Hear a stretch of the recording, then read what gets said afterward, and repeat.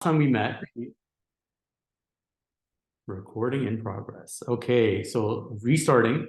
The last time we met, we spoke about Schedule A's in listing agreements, and we spoke about why the powers to be are kind of enforcing that upon us, and also some good ideas and good practices in how to go about them and ideas of what to use the Schedule A's for and what to insert in them.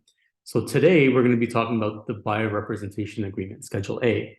And I want to, first and foremost, I want to make it very clear that we are not mandated to use Schedule A's with buyer representation agreements. It's not being forced on us. We don't have to use them. On this one, it's a recommendation. But still, because it's a recommendation and it's something that they're heavily recommending, I thought we would talk about it.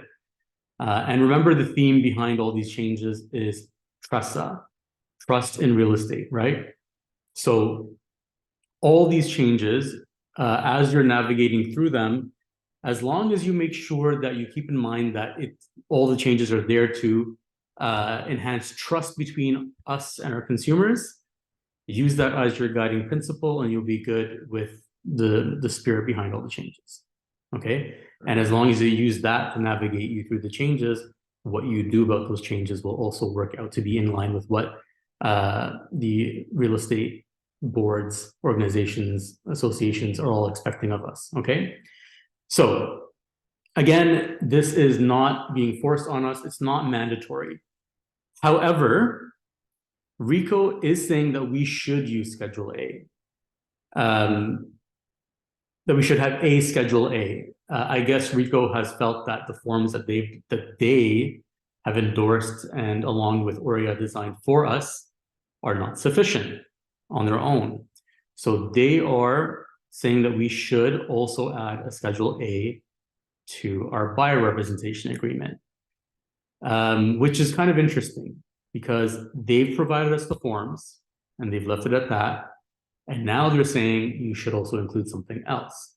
So the question is why? Why is it not that they just mandate it if they feel that way? Why would they not just create the forms in the way that they would want us to operate? And the answer to that is it comes through ORIA. Now, ORIA, they have prepared and uploaded Schedule A's for us to use along with all the other documents that we had. And in their discussions, I don't know if you guys will remember this because it was really boring and it was a long time ago when we were watching the videos from ORIA about TRESA. One of the modules in their update videos, we're talking about the changes to documentation, and as they went on and on and on about the changes to the documentation, one of the things that they mentioned, albeit a bit briefly, was that they've prepared and included a Schedule A to a buyer representation agreement. It's always been something that's available to us. It's not like it's something brand new, but it's something that's new in the conversation. So they put it in there, and they have said that although it's recommended that you use one, you only really need it if you're offering something extra or taking something away. Now, what does that mean? What that means is the buyer representation agreement at its core is a very simplified contract. It's a bare bones contract between a provider and a consumer, stating what the core of their relationship is.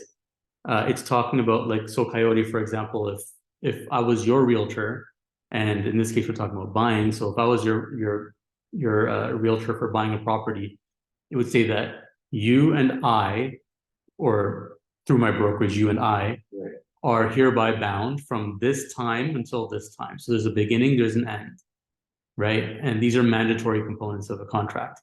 And we're bound for a purpose. The purpose is to purchase residential or commercial real estate. Let's just talk about residential. We're to purchase a home or a condo, and also within the confines of a certain geographic boundary, like of an area, a location, correct? So those are the core basic elements of the buyer representation agreement. And then as it goes further into detail, it goes into some of the mechanics of those things. And it talks about basically how we're going to refer properties to each other, whose responsibility is what in that sense, what our understandings are for commission and holdover and blah, blah, blah, blah, blah.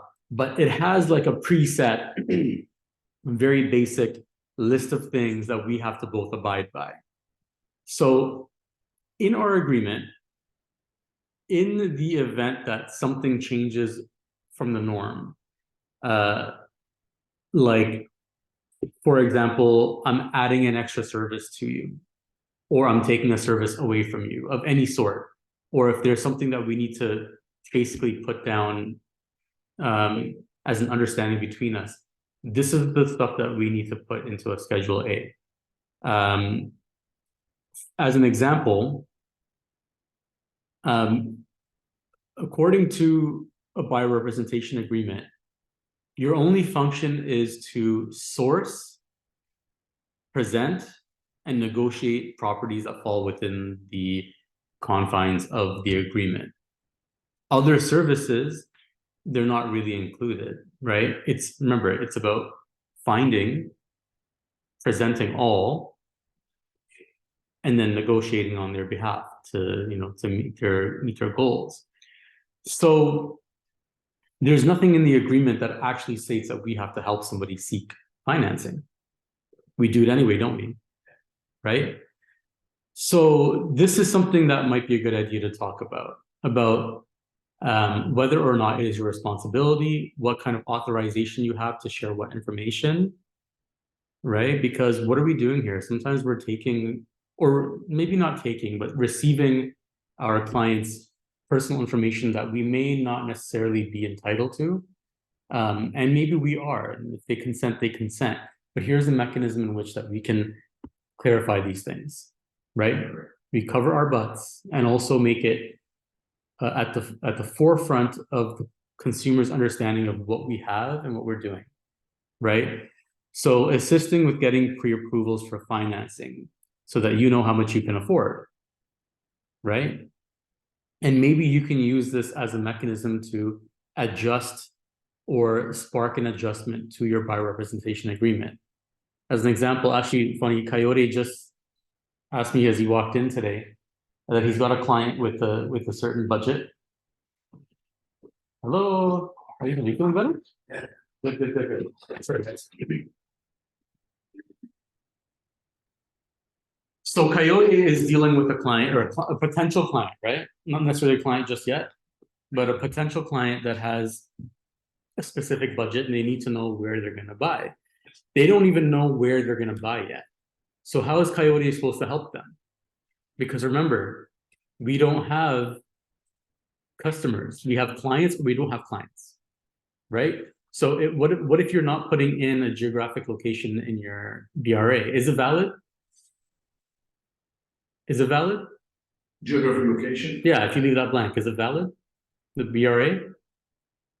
Kinda, right? Because we are able to bind all of Ontario, but we don't want to do that. We want to specify a location. And I'll tell you why. You can find properties in Ontario for $300,000, $400,000. You can, absolutely. Matter of fact, there are some condominiums near Jane and Shepherd and Jane and Fitch where you can buy condos.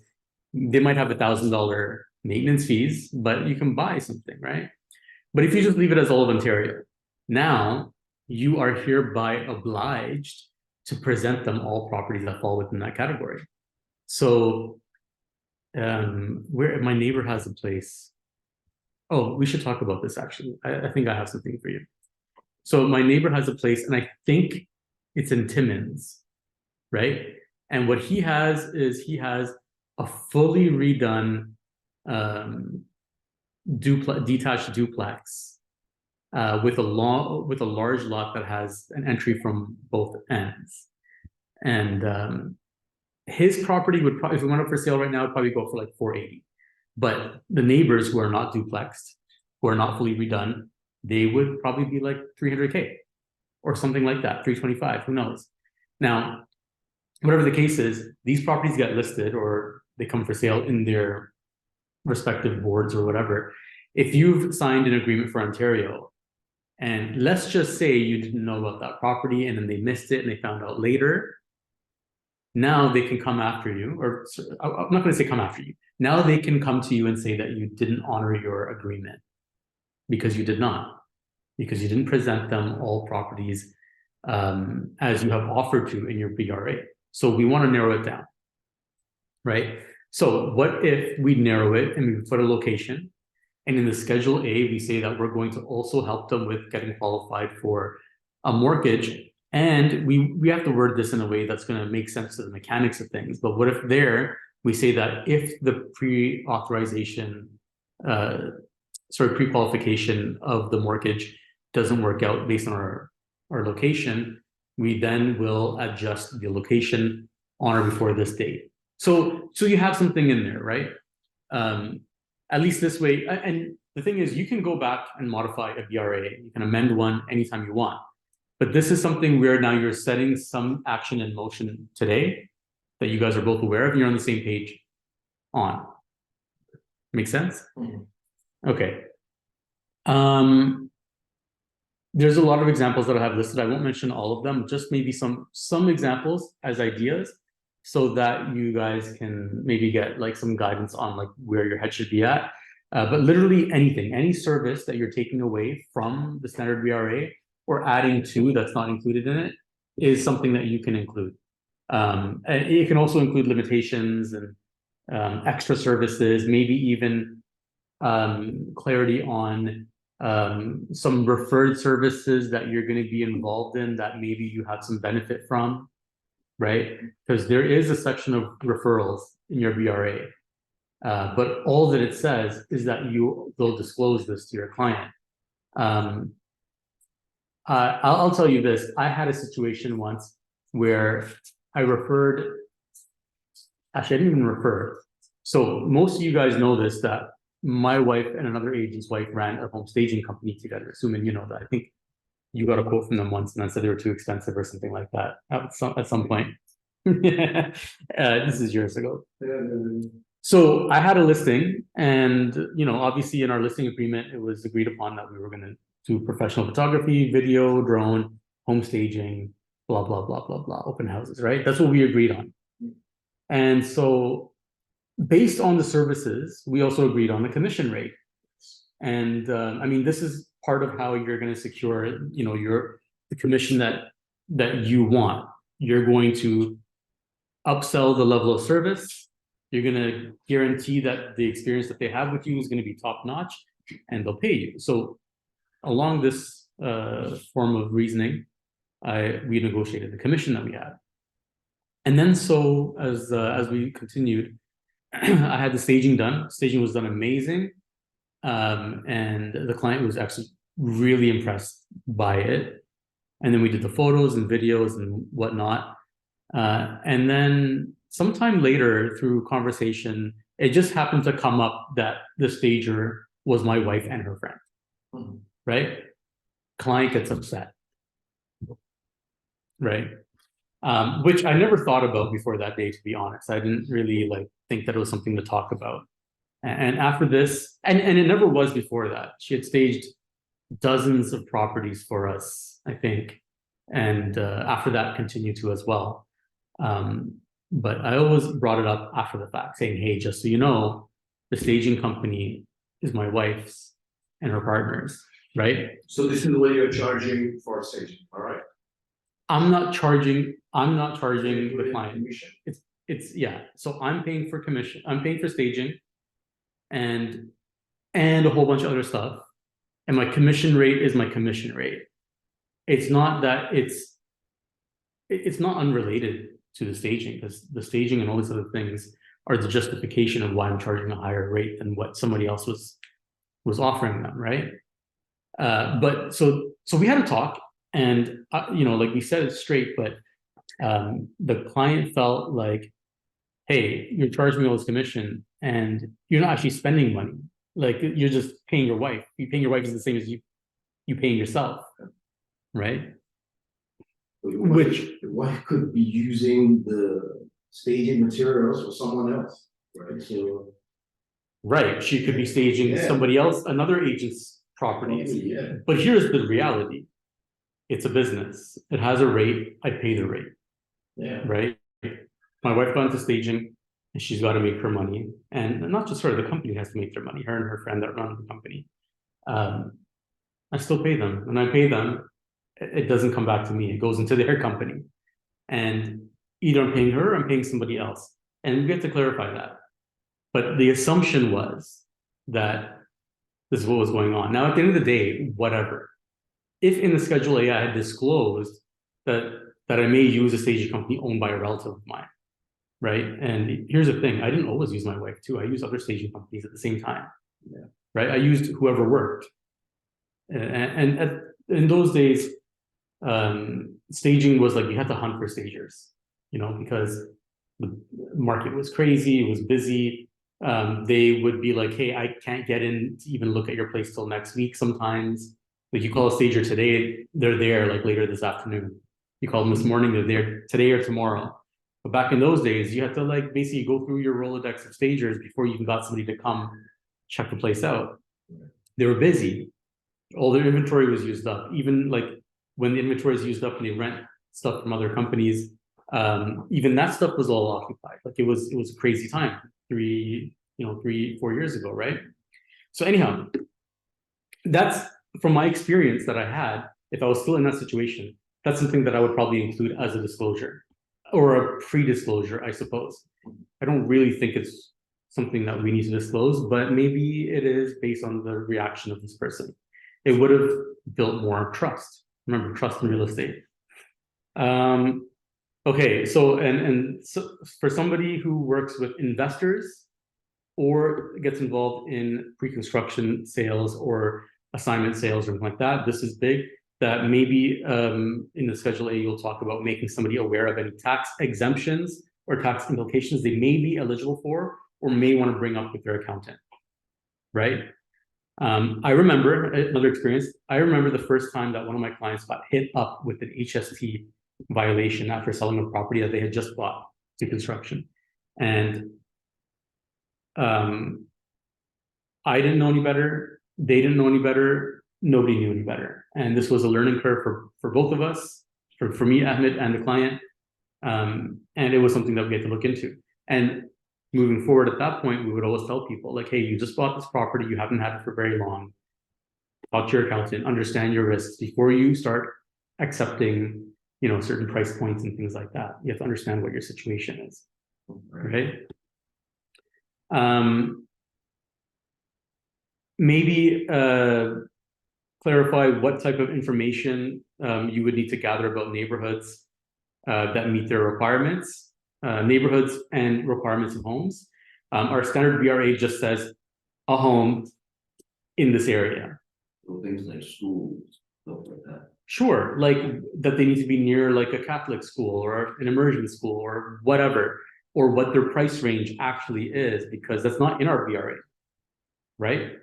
So we can, whatever it is, to fine tune exactly what it is that we want to put in there. So it limits our services, but not in a preventive way, but in a productive way. Advise on the best approach in competing offer situations and how to protect your offer information. This is a two-part thing. Advising the best approach in competing offer situations. This is where you have an automatic, how sellers have the direction for written offers? Yeah. Oh, hello.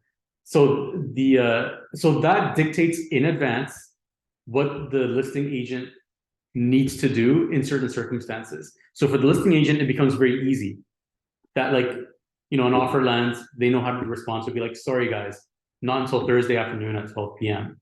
It's automatically, they don't have to go back and forth and have to change the whole thing that's going on between them, their client, other agents and their buyers and so on and so forth. So they have this mechanism, we can use this as well. So for example, you've indicated what they're looking to buy, what their price range is, and you can also indicate if this is something that they would want, whether they want to get involved in multiple offer situations or not. And if they do, to what degree, like a maximum of 5 offers registered and then I'm out, anything like that. You can indicate whatever you want. Now, the second part of this has more to do with the new changes in disclosing contents of written offers, right? So you guys all know that now it is permissible to disclose the contents of written offers. Yeah, if the seller directs you to. That's right. So the only thing that would prevent this is if a buyer specifically indicates that they don't want their offers details to be disclosed. Now, we also need to make sure, and maybe in a Schedule A, we make them understand that if they choose to go down that path, it also means that their offer becomes null and void. You can't bite the coin from both sides. You can't say, here's my offer, you can disclose everybody else's contents, but not mine, without leaving the table. You're not in the game anymore. So either you take part fully or you don't take part. So, and I don't know about you guys, but in my experience, people are really not liking this one. Sellers love it. Sellers love it. Really? Yeah. Buyers hate it. Well, the fact that offers have to be disclosed. You know why sellers like it? Why?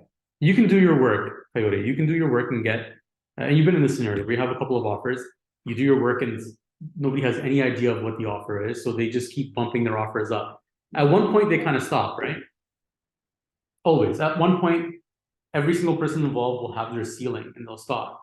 But sometimes people don't really stop at their ceiling. They just get kind of tired of doing it. Right. We've been in that situation, right? Where a buyer's like, okay, add another 40, add another 50, add another 10,000. And then the response isn't like, I would not pay another 5,000. They don't say that. They say, yeah, I don't think we're going to get this one. It's all good. Let's just back out. Right? But really and truly, in certain circumstances, the buyer may have the ability and the willingness to actually go up a little bit, but they want to know, and they start asking us, how much will it take? Like, what's the number that I need to pay to get this house? Do you think another 5,000 will do it? Do you think another 10,000 will do it? Right? And because we're guessing, because we don't know, they are already checking out of the process. So in this situation, once you reach that point, if the seller now decides to disclose what the highest offer number is, or what so on and so forth, right? Now it may encourage the person in position 2 to be like, all right, I'm gonna beat that. It's like sniping a deal at an auction. Right. Where you just sit there quietly, you're not involved, and it's like, okay, I got $13,000 for this ring, going once, going twice, and you go 14 at the last moment, right? It's like the same kind of thing. Right? Whereas in a silent auction, somebody bids 13K, they have no idea if they're going to get it or not. And if they get it, they're excited. And if they don't, they're disappointed. And sometimes they'll see the number, be like, oh man, it was like 16,000. I would have done that if I knew. So this is why sellers like it. This is why buyers don't like it, because buyers, they know that they get exposed, right? I'm gonna skip that one. Okay, so maybe explaining how you're going to guide them through paperwork and closing the transaction successfully and help guide them after that. Sometimes, so we all have a way of how we handle our clients through the transaction. And we're all very similar in how we handle them in the beginning. Talking about buyers. We try to figure out what they like. We take them on showings, try to see, like, can you see yourself in this home? Try to get them at a point where they're making an offer. We make an offer, we negotiate, we win the deal. After that point, that's where we all differ. What we do after the APS is signed and the deposit is delivered and the deal is firm. And we may have a way that works for some buyers, but not all our buyers, right? Like if you're used to dealing with people who are experienced, it's not their first time around, you may develop some habits that are conducive to people who kind of know the ropes. Yeah. Right. And then the minute you get somebody who's new, or maybe just not so confident, they may feel like, oh, my agent just bound me and left me, right? So maybe in this, we can outline what the steps are that they need to know about and the steps that we're going to take so that they know what we're going to be doing. They're not wondering, like, is my agent involved anymore? Right? Yeah, And maybe even indicate in there that along these steps that you have to take, I'm here to assist you upon request or something like that. That's a big one. Actually, one of the Coyote, you weren't here yet. Were you here? There was a day that Ahmed did a presentation about trust. He talked about, he did like this Tom Ferry segment. Do you remember he was doing some Tom Ferry stuff? Anyway, so this whole thing, he talked about why does a person choose the agent that they choose? I saw that. Why does an agent choose the agent that they choose? Right? And then what is their experience going forward? And this was all based on surveys. And he found that the reason why a person says yes or no to a specific agent, it was like only like 15% experience, like 20% sales record. It was only. What's that? Hey man. So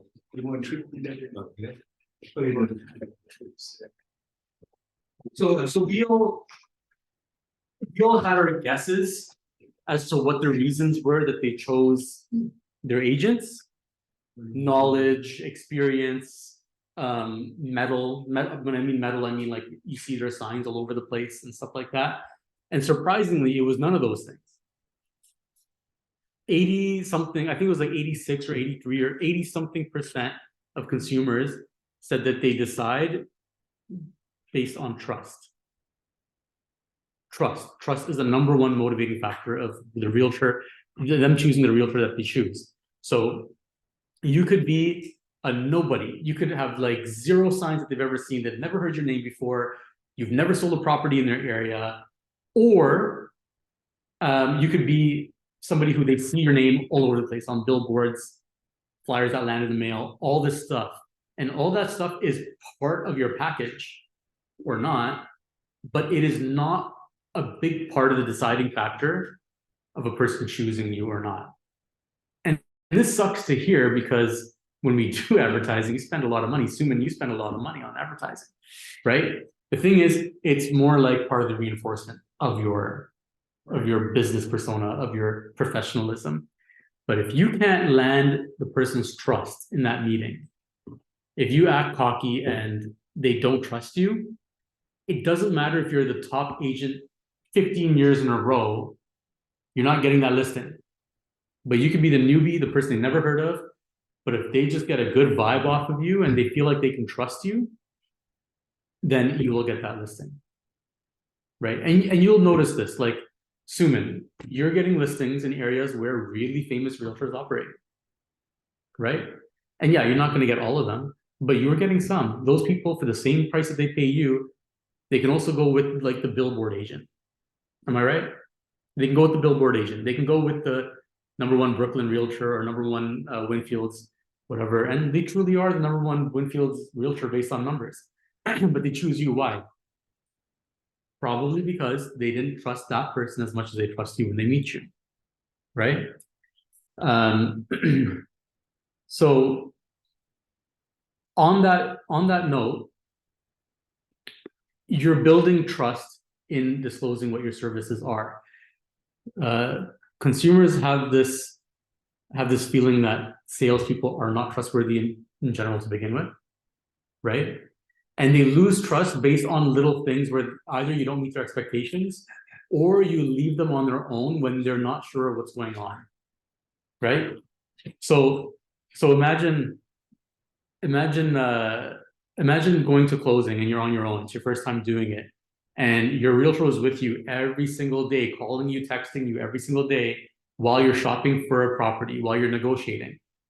And then they've done the deal, and all of a sudden, they don't call you. They just say, hey, thanks for working with me. After signing the deal, thanks for working with me. Let me know if you need me. Then the next time they call is, hey, did it close? We've all done that.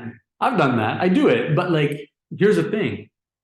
that is like one of the ways that people start feeling like you were in it for the commission. And yes, we are in it for the commission, but they want you to be in it for their interests, right? And they start losing trust. And this is where, if you have that trust through the entire thing, when they go to refer somebody to a realtor, when somebody's like, hey, you just bought this house, or you just sold, like, would you recommend your realtor? Yeah, I would, 100%. They're amazing. Or, yeah, I would, but don't expect them to like help you after the sale is done. Like, you don't want to hear those words, right?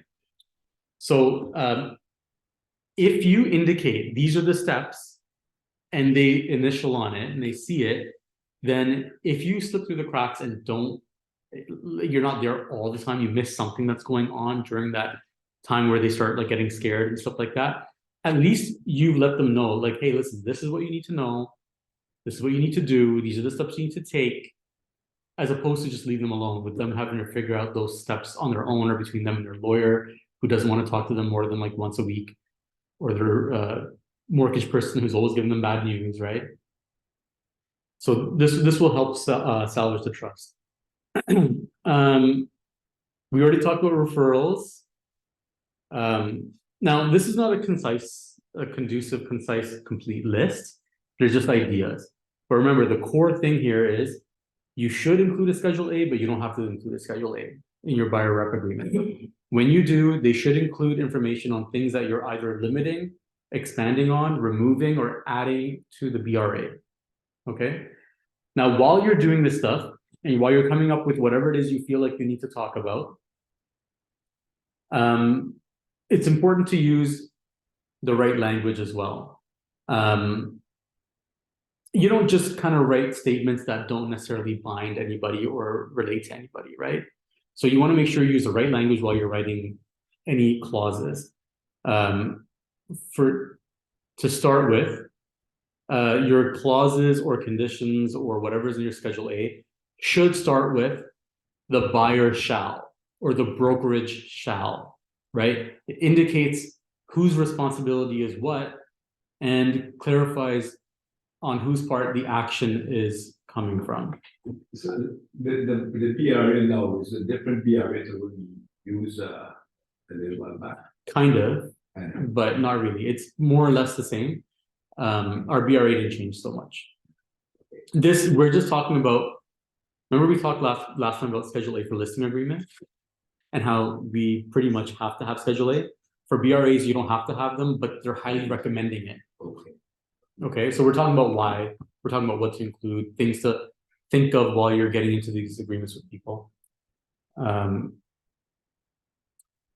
brokerage shall, or in some cases, depending on what's going on, the designated representative shall. Actually, let's talk about that. Remember we talked about designated representation? Yeah. Do you guys remember that? Anybody here not know?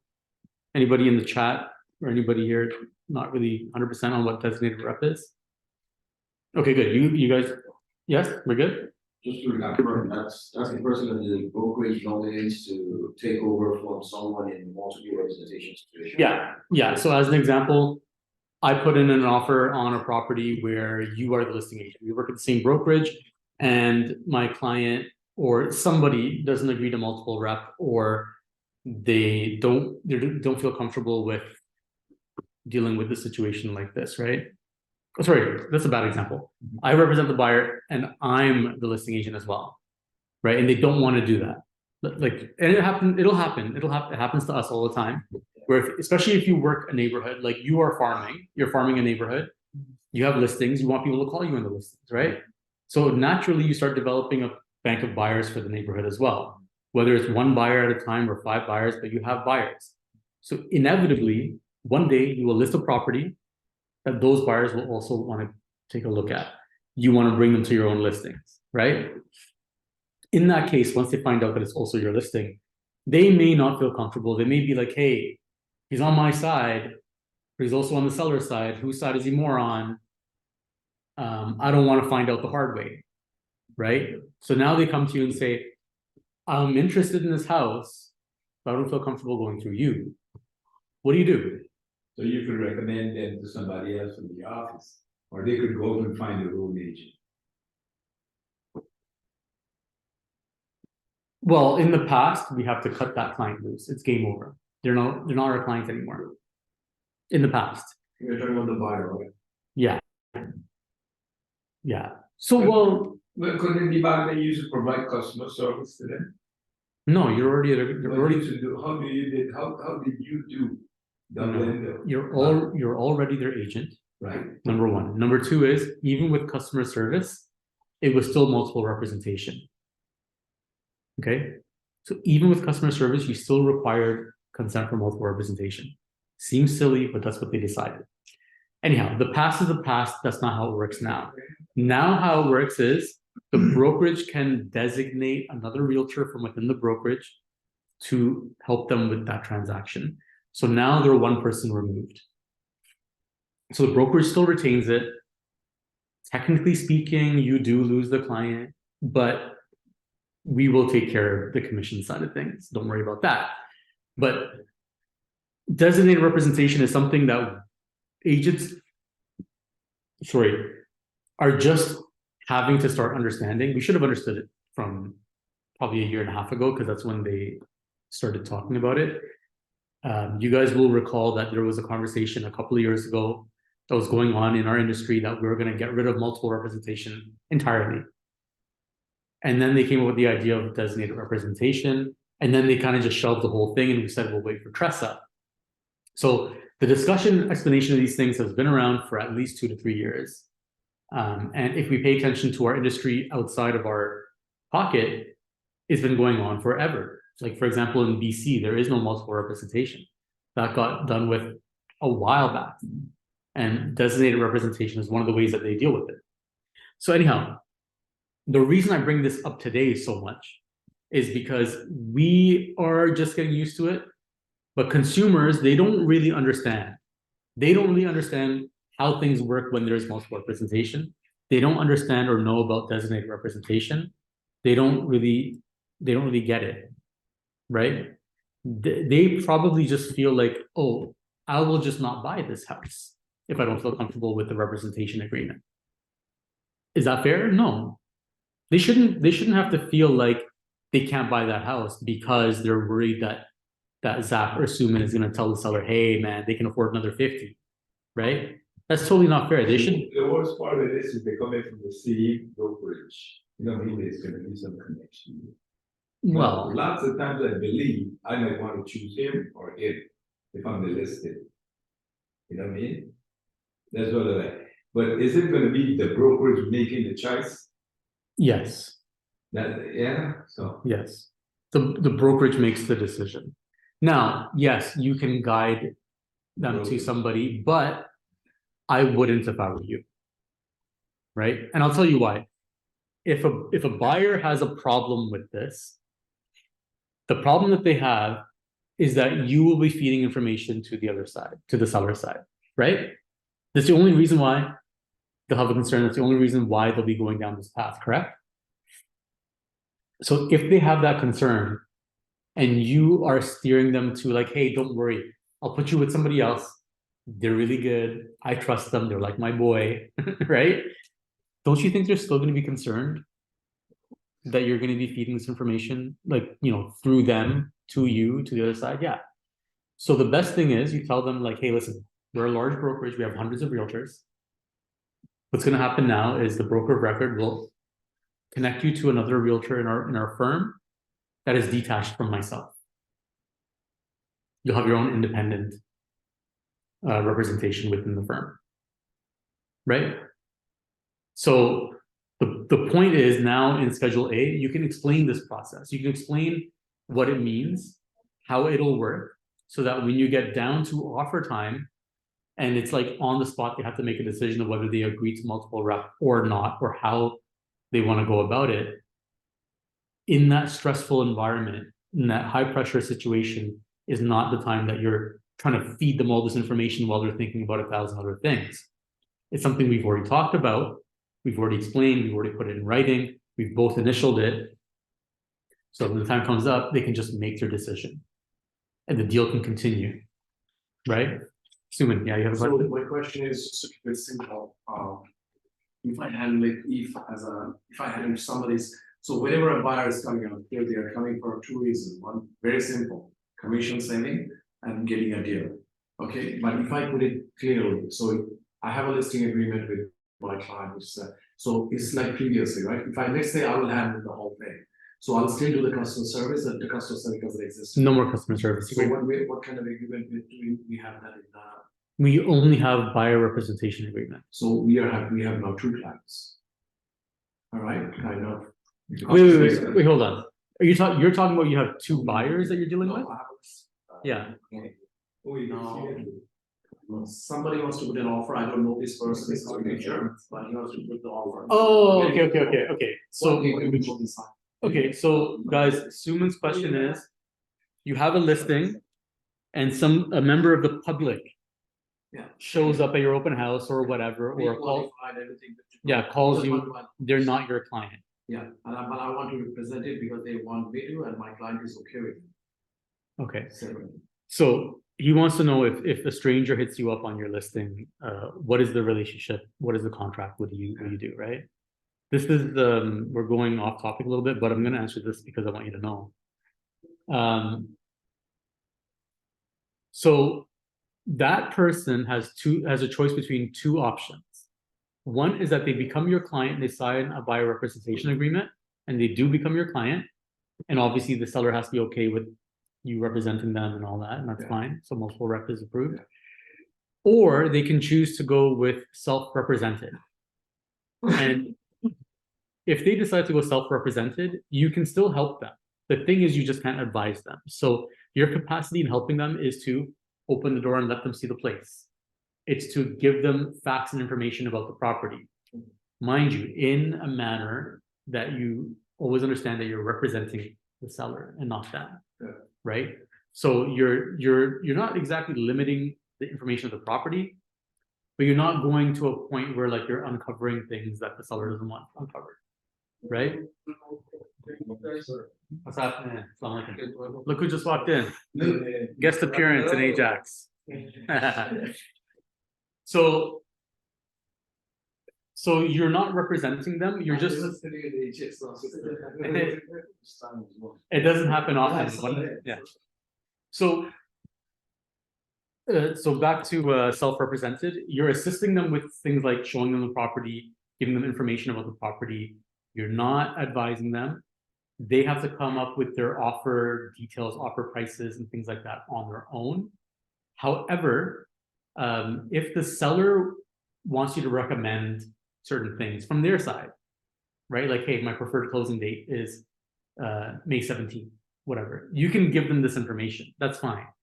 You just can't help them strategize their offer. Does that make sense? Yeah. And you can help them with writing the offer. But literally data entry. You're not strategizing. Just keep in mind that you're not helping them with advice. So I don't prepare the offer. No, you prepare the offer. But they have to decide what goes in the offer. Conditions, price, closing date, all that stuff. If they ask you like, hey, what do you think I should offer? Your answer should be the list price is blah, blah, blah, blah, blah. Like you can't tell them, I think you should start at. You can't be having those conversations. It's easy to put the other way around, say, seller is asking this price, you come up with what you think, since I am representing the seller and helping you, and you have to come up with the price. And you can always not look like an asshole, and you can say, because we're not bound by representation agreements, I can't get into this with you. Because you were representing yourself, your responsibility is to come up with this stuff, and my responsibility is to present it to the seller. So thereby, you're also kind of like encouraging them to think about representation. But at the same time, you need to be a diplomatic. You don't want to tell them, I'm only working for you, go away. Like at the end of the day, it's a benefit to you to work with him to get the property sold. So talk to them in a diplomatic way that they are not running away from you, still you're helping them at the better way. So you're not suggesting the price, you say, this is the asking price, you come with the price. So in one word, just be careful with the disclosure. Yeah, yes, exactly. Yeah, just remember whose side you're on. Yeah. But that also, like Sameem mentioned, because the side that you're on, it's in your better interest to keep them encouraged, right? Yeah. It's kind of like you remember we had this long conversation once about What do you do if somebody calls you and says, hey, I want to see this property, and you say, do you have an agent? Yeah, but they can't make it. What do? You say, get your agent to call me and book a showing themselves, you lazy bastard? Or do you say, come on over, let me show you the property? You know what the correct answer is? Pass my information on to your agent, but come on over and see the property. I'll show it to you. And the reason for that is your seller is paying you to do everything in your power to get their property sold. If you gatekeep somebody from coming into the place just because they have someone else that makes a paycheck out of it, if they understand why you've done this, your seller won't be very happy with it. Yeah. They would want it to be exposed to as many people as possible, right? Same thing with this process. You want to do everything in your power for a successful offer to come in. Our your ultimate objective to sell Sell the place. seller to sell the place. So So what if you about the commission situation? Yeah, I'm working sell by the my place own means self.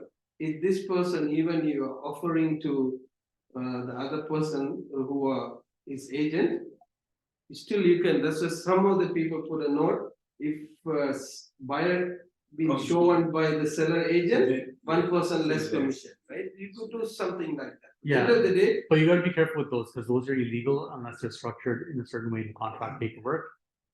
So my recommendation is don't put commission discounts in at all, right? It's very complicated. And in a complaint, if you don't have everything in place, you're gonna get in crap for it. So if I'm only gonna get paid one part of the commission, why would I start working with buyer? Because So no, this- and then you are disservicing your seller.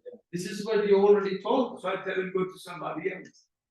I could do that, Neil, yeah. You still you're not getting it. No, I hear what you're Yeah, saying, son. yeah. We gotta look after. You know, when we write up the listing, it says, so much percent of the vote the buyer broker, Yeah. right? The buyers, agent, right? They said we charge 5 and they said 2% going out today. I mean, it's assumed that we get it through for this listing, right? And this situation, I'm looking after both sides. And I'm winding up with basically 3. Yeah, well, that's not a bad thing in itself, because you're still helping the seller. Yes. okay, let's strip this down. Okay, guys, whoever's paying attention here, the question is, The schedule. I'll come to your question in a minute, but the question in the room here is, this is aside from the Schedule A conversation.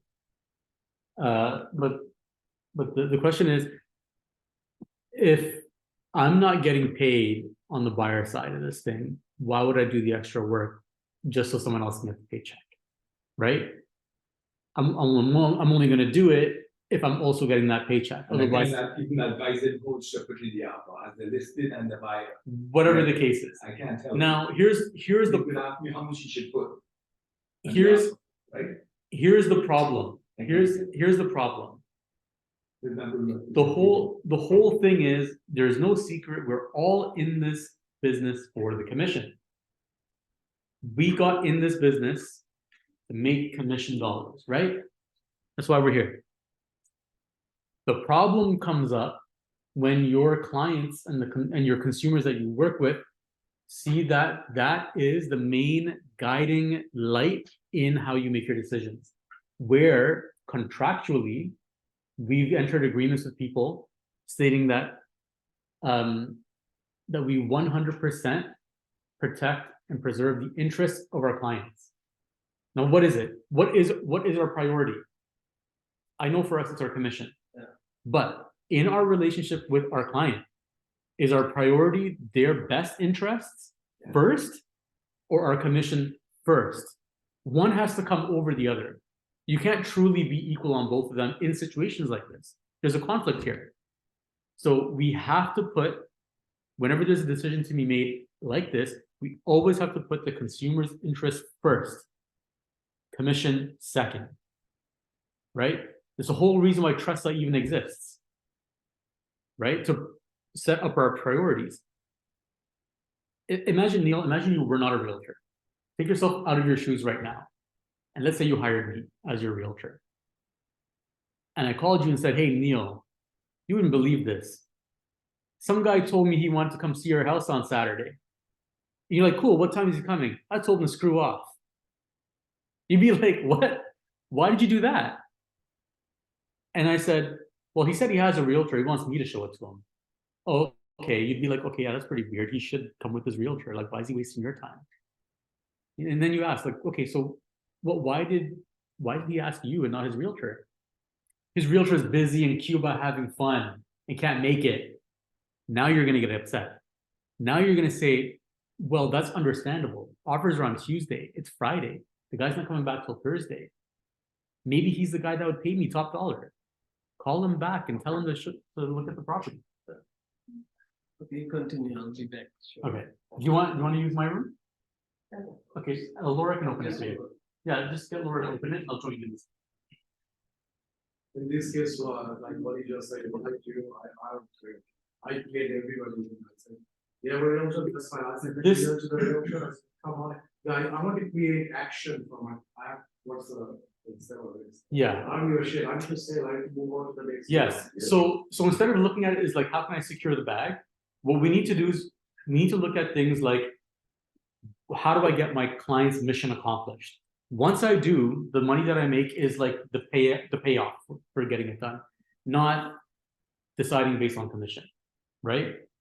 Remember, if we get hired by a seller, we have to do everything within our power to get that place sold. And the thing is, I mean, most people will never take their agents to court, right? But some people do. And if they do, and they make this complaint that I hired this person, but he neglected in his duties, and this is why I think he neglected his duties, there's not a chance in hell that you'll win that case. Zero chance. If you say Rico. Hmm? Court brings Rico, you were sitting to the. court. Rico for sure, I'm talking about court, man. No, but you were talking about the client taking the. I'm talking about Ontario Supreme Court. Rico, it's guaranteed. Yeah, Rico. Yeah, because remember, Rico has ambiguous rules too, right? Yeah. Right? Protecting the interests of a client. Conduct unbecoming. Like, what does that mean? There's no definition exactly yet, right? It just means anything that you do that's a bad style professionally is conduct unbecoming. Like, we could go out at night someday, and we're out at a club, we're drunk, we're dancing, we're chilling, and we're acting like fools. Somebody records it, and we're acting like fools. We put it up online, and it's a video online of us acting like fools. We could be held to the standard of not acting professionally. We're partying. Is it real? Yes, conduct unbecoming. This is why people who like say sexist things or racist things, like, you know, off the record on their own socially, right? This is how people getting canceled takes place, right? So in social media. Do you remember there was a reporter outside the Scotiabank Arena during one of the Raptors games, like when they were like going crazy? Yeah, you know what I'm talking about. So this guy came up behind the reporter, random guy, and he goes like something like "effer" in the P, and then walked away. Random dude drinking, game, whatever. You know what ended up happening? He got doxxed. The public figured out who that guy was, where he works, complained to his industry, his workplace, whatever. And they were like, this person was acting unprofessionally and conduct unbecoming of a blah blah blah or industry, and terminated him without notice. Without notice, without severance, without nothing. He got the job back? Okay, so maybe he wrote an apology, something. A lot of stuff, Yeah. So anyway, the point of this whole thing. No, really, true sense of everything in life, trust me, you gotta carry, especially when you're in a position. You can't do it. I have a bad road rage. Like literally bad on the other day on Martin Road. I got off my car. This guy, this Sri Lankan gentleman, he only, oh, I got off my car. And the guy before me, he let me go. I stopped my car and they ran. All traffic. I said, don't ever do that. Be nice to everyone, like this gentleman. I'm sorry. And then my daughter was like, please. Calm down. Yeah, but he can't like, he won't let this, I said, stop doing this, this is not, and the guy, I don't know what language, Singhali, or I don't know what he's saying, I don't understand. I couldn't understand, I said, don't ever be respectful to everyone. Like, well, it could be your daughter or mother tomorrow who wants to go before you, like, they have no other option. Okay, we're going way off topic. Let's save this. I just have one last question. We're gonna end this in a minute. Before you do, Asma asked a question a while ago. She said, what if in the middle of offers, seller decides to disclose some contents from present offers to all agents? Do I need to disclose the content of this SRP as well as a listing agent? Wait a second. What if in the middle of offers, seller decides to disclose some contents from present offers to all agents? Okay. Asma, can you unmute yourself?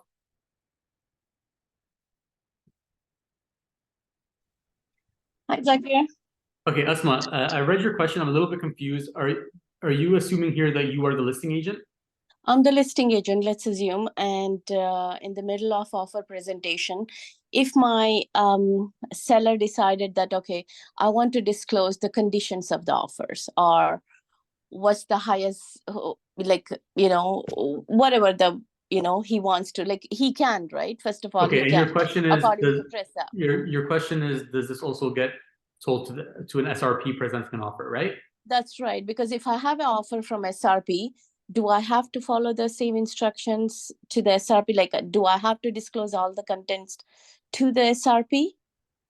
You know what I want you guys to, I want you guys to start making a checklist of topics that you want to talk about in Wisdom Wednesday, because we go off topic with, and I'm realizing that there's a lot of things that we're not 100% on with these changes. So we'll talk about this now, but guys, message me topics. Coyote already has, I have a bit of a short list with Coyote that I gotta get to. But like, if you guys give me the things that you guys are like not sure of, whatever you're thinking, it's likely that the other agents also share the same questions. Let me know, and then we'll start covering these topics. Now, because you asked in this situation, You gotta find out here. Yeah. wicked. You guys, I got my research panel. That's what's going on here. Okay. Because the research before these sessions is a bit tiring. So when the seller decides to disclose the contents of offers, you're not disclosing the contents to every single agent. You're only disclosing the contents to the agents who have presented offers. So let's make sure that we're on the same page about that. You know, like on BrokerBay, we have this thing where like we send a message to all agents saying this is how many offers there are, blah, blah, blah. And we keep doing it. So at some point, we need to shut that off. Like it's like 11 o'clock at night. We know that we're not getting any more offers. We're just working with what we have. We can switch on BrokerBay to only send these messages to the people who have registered offers, as opposed to the 60 people who have done showings and never put an offer in, right? So at this stage, we're switching to that. We're only sending information to the people who have offers actively on the property. You're letting them know what the contents are, and you're letting SRP know as well, okay? So remember, this content goes to all individuals that have an offer on the property. You can't send it to some and not all. You send it to some or you send it to nobody, okay? Now, it's also important to understand what content you can and you cannot share, right? Like Asma, I can't say that, oh, this offer is from Asma, right? It's got to be anonymous. I can't say that it's, oh, this is from a Remax brokerage. I don't know why anybody would say that, but I'm just putting it out there. You can talk about the price. You can talk about the deposit. You can talk about the inclusion or exclusion of conditions, the closing date, you know, like maybe like, hey, this person asked for the trampoline in the backyard and this person didn't, like that kind of thing. But we're not putting who it came from. We're not putting the name of the buyer, not doing anything like that. But yes, the information from the offers gets disclosed to SRPs as well as other agents who are co-opting. Does that answer your question? Oh, you're muted again. Hope it did. If it doesn't, Yes. just... Yeah, I got it. Yeah. Thank you. Perfect. Okay, we're gonna end this in a sec. I'm gonna take one more question from Suman. Two more questions. Okay. One, recently I noticed some of the top realtors in Europe, they are turning off the offer day, 5 o'clock offer day, they turn off the raise curve offer on the BrokerBay, so you cannot see it. by looking at it before like 2023, a lot of realtor made an offer or don't make an offer or whatever the way they played the game. And I noticed this in 2023. Now, can we legally do this? They turn out the whole notification. So you have no idea. The only way you can find out by calling them. In their office or their cell phone. They can do that. There's no obligation. Because if you're, I understand, it's the right thing to do. But if you're a listing agent and people are making decision whether you want to put an offer making based on broker bay, how many raised an offer in 2023, which happened. It's a big thing for if you're working for your seller. Think about it. Like you're the listing agent. I'm looking at your You know, broker bay. I understand your concern here because it's easy if you can just see it up front, right?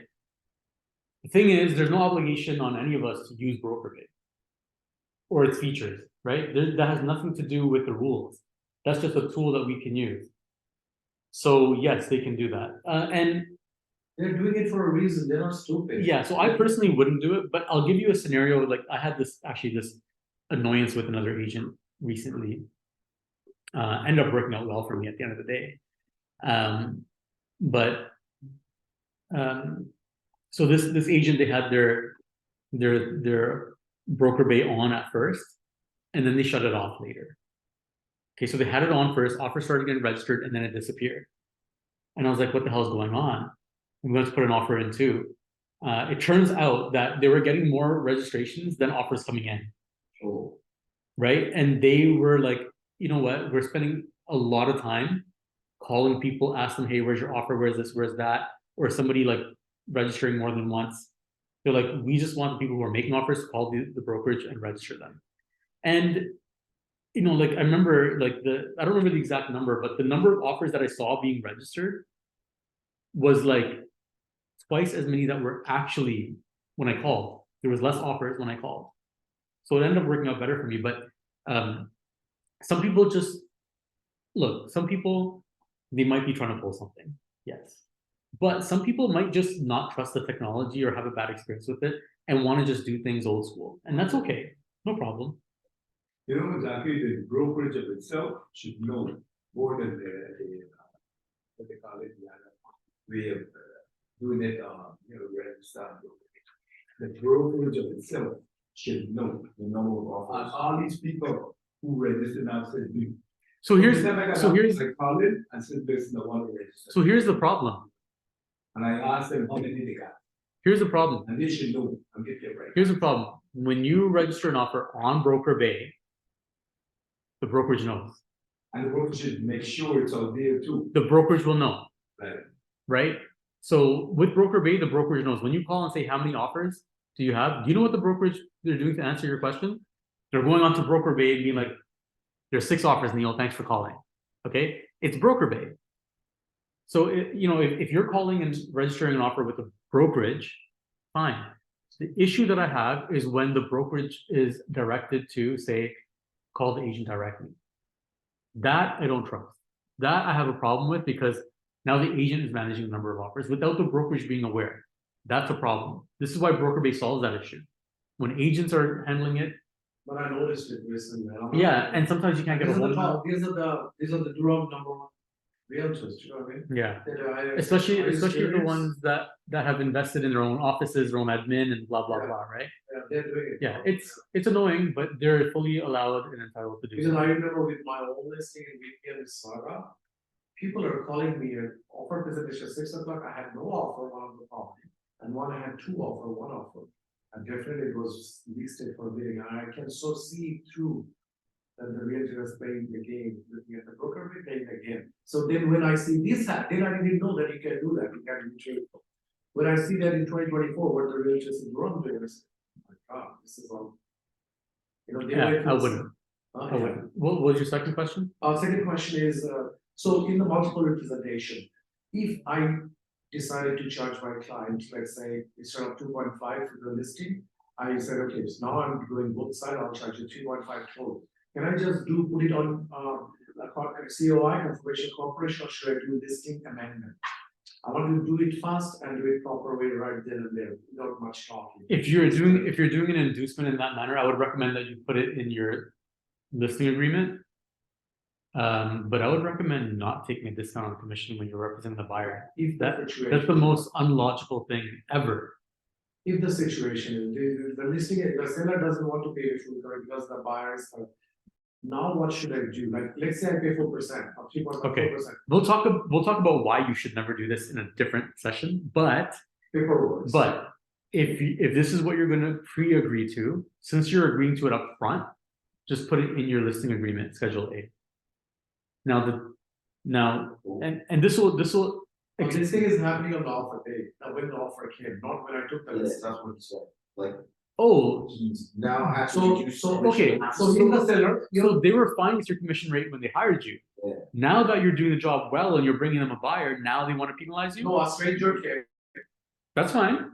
Let's say for example. The stranger didn't appear out of thin air. It came through your marketing. I'm the listing agent and he's a seller.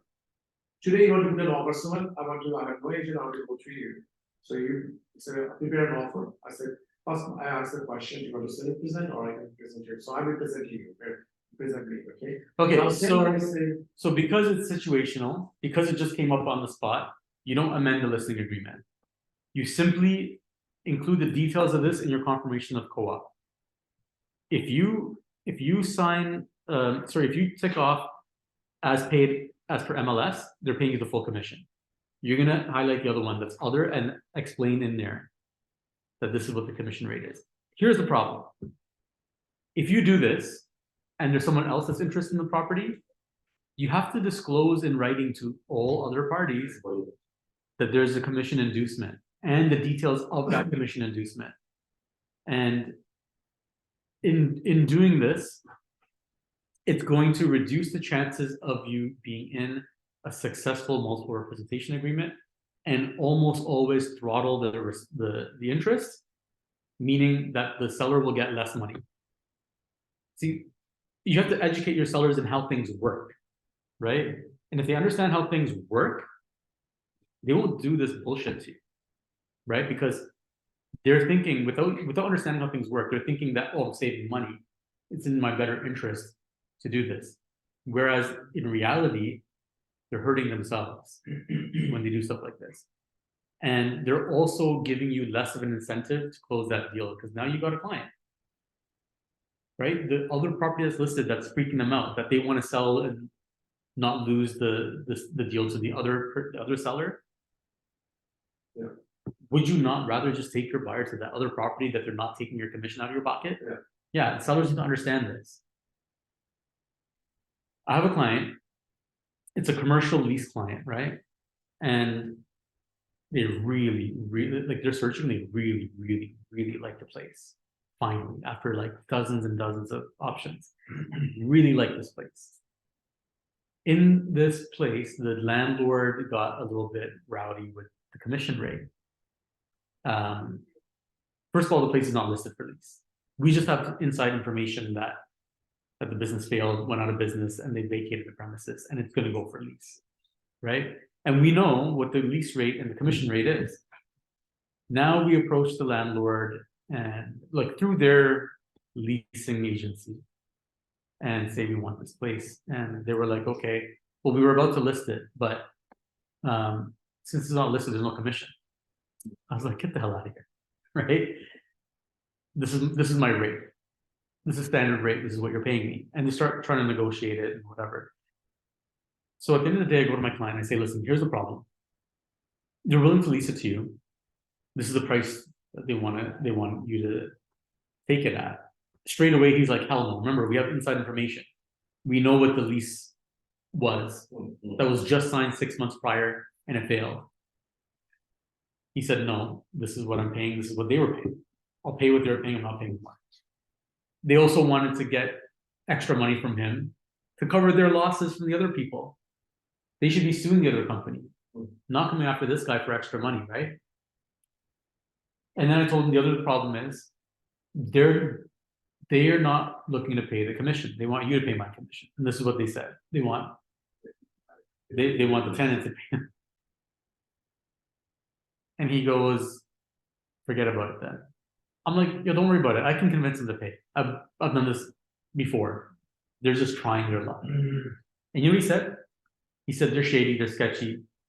even if you can convince them to pay, forget about, I don't want to deal with them. Right? I don't want to do it. I don't want to deal with them because they're trying to shortchange you. I don't like, I don't like have, I don't trust them. Right? So a lot of times when you're dealing with buyers, once they understand that you have a limitation on your commission, a lot of times even they will say, Suman, let's go to the other property instead. Right? Like, do you remember when Fizbos first started? And we used to be like, oh man, like they're not paying a commission. I'm not going to show this one to my client, right? But then we were like, no, we can convince them to pay us. Yeah. Right? We can, so we started showing them. And then every now and then there's a situation where the Fizbo is just like, I'm not paying. I go to my clients, be like, hey, this property, like, they're not paying the commission. They're saying that it's your responsibility. And they're already committed to us, right? And a lot of times they'll be like, we'll find another one, forget it. Let's not deal with these greedy sellers that don't want to, they want top dollar and don't want to pay anybody. In that case, the buyer could pay you, you know what I mean? Agree, it is a good, and you negotiate a very good price. Sure, yeah. Listen, Yeah. you're not paying up. Look, you have a BRA and the buyer pays you the balance of your commission, cool for you, but it's still a bad situation for the seller. Yeah, anyway, I'm gonna end this, They gotta pay somewhere.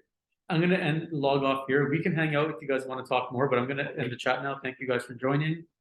And we will see you again. Actually, tomorrow there's a pre-con meeting at the Scarborough office. You guys all got the message for it, so hopefully we'll see you there. If not, see you next week.